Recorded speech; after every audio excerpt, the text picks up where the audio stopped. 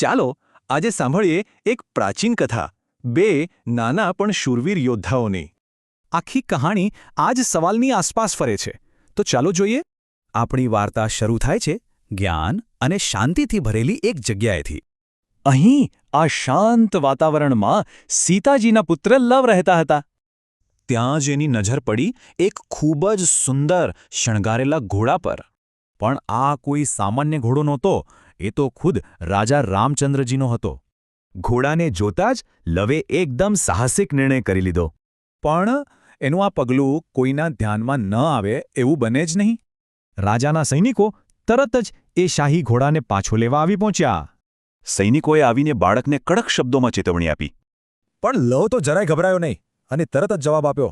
અને એની હિંમત વધારવા માટે એનો ભાઈ કુશ પણ ત્યાં આવી ગયો. બસ પછી તો બંને ભાઈઓ રાજાની સેના સામે લડવા તૈયાર થઈ ગયા.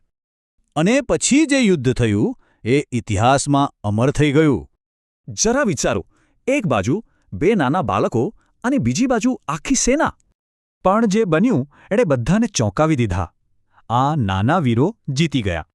હારેલા સૈનિકો તો બસ વિચારતા જ રહી ગયા કે આ કેવી રીતે શક્ય છે. એમની તાકાત એવી હતી કે મોટા મોટા યોદ્ધાઓ પણ દંગ રહી ગયા. તો આ અદ્ભુત વાર્તામાંથી આપણને શું શીખવા મળે છે? આ વાર્તા એ જ શીખવે છે કે સાચી તાકાત હિંમતમાં છે, ઉંમર કે શરીરમાં નહીં. માત્ર બે ભાઈઓએ સાબિત કરી દીધું કે હિંમતથી મોટી કોઈ તાકાત નથી. આ પ્રાચીન કથા એક મોટો સવાલ આપણી સામે મૂકી જાય છે.